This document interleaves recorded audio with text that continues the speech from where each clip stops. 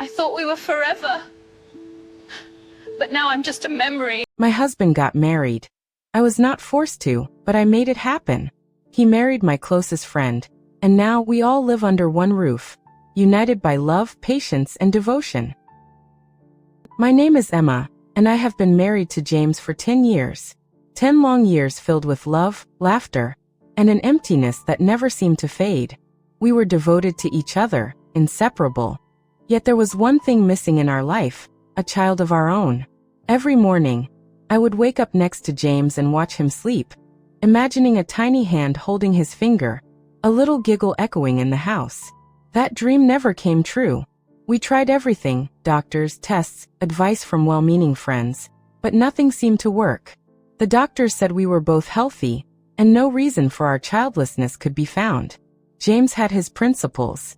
He always said he wanted a child who would be his true continuation, his flesh and blood. The idea of adoption, he believed, was risky. What if the child grows up with bad habits? What if they bring shame to our family, he would say. Despite this, our marriage was the envy of many. We shared laughter, secrets, and dreams. James was a man of deep emotion. He never let a day pass without reminding me of his love.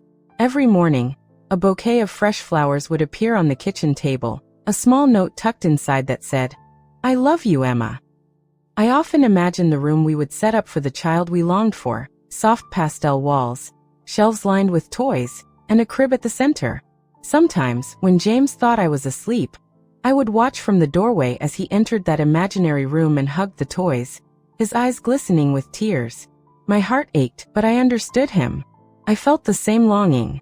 One day, overwhelmed by longing, a shocking thought struck me. Could I let James marry again? Could I allow another woman to give him the child we longed for? The thought made my stomach churn. My mind recoiled at the image. Yet deep down, I knew this might be the only way to fill the emptiness in our lives. After days of restless nights, I summoned the courage to propose the unthinkable. I would ask James to marry another woman, someone who could bear him a child, and I would remain his faithful wife, the guardian of the child's heart, a mother in every way except by birth. There was one woman who immediately came to mind, Sophia, my closest friend. She was brilliant, kind-hearted, independent, and had never married or had children. At first, she recoiled at the idea, but when she saw the tears in my eyes, she could not refuse. She agreed, saying she would do it for love, for friendship, and for the hope of a child. James was surprised at first, but he understood. He trusted me, he trusted Sophia, and he trusted our love. And so, our unconventional journey began. A story of love, sacrifice, and faith that would test the bounds of the human heart. Sophia and James married quietly without fanfare, and within the walls of our shared home, a delicate balance was struck. I remained his wife, Sophia became a mother to the child we dreamed of, and together, we built a household that was unusual yet filled with love, laughter, and harmony. The first year was a whirlwind of emotions. Sophia gave birth to a beautiful baby boy, and I watched as James's eyes shone with a light I had never seen before.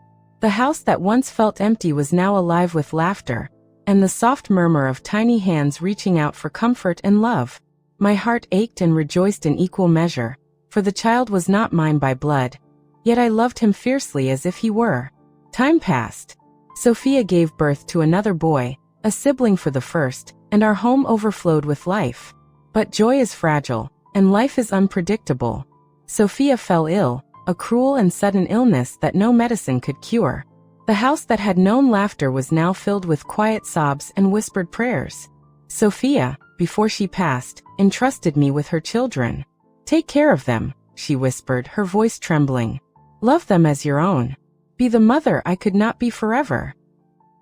And so, I became a mother in every sense of the word. James and I raised Sophia's children together, showering them with love, guiding them, and teaching them the values Sophia had cherished.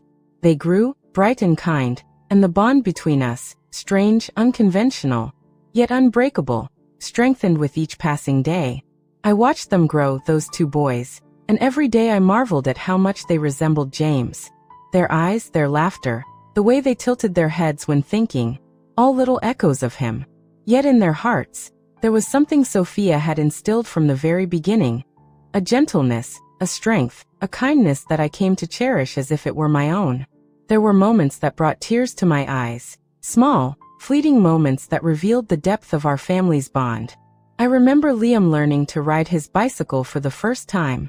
He wobbled and faltered, and I ran alongside him, hands ready to catch him if he fell. When he finally balanced, pedaling with newfound confidence, he turned and shouted, "Emma, look at me." His eyes sparkled, and I laughed, my heart swelling with a love that was both fierce and tender. James was always by our side, guiding the boys, teaching them not just about life but about kindness, integrity, and empathy.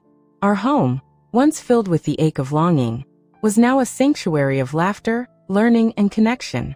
Yet life had its trials. Adolescence brought questions, doubts, and moments of tension. There were times when Alex would struggle with school, when Liam would argue over small disagreements, and I would find myself exhausted, wondering if I was enough. But James and I faced each challenge together, supporting each other and teaching the boys that love requires patience, understanding, and forgiveness. I often took the boys to Sophia's grave, teaching them to honor her memory, to understand the depth of her love, and to feel gratitude for the life she had given us in trusting me. The visits were quiet, reflective, and filled with reverence.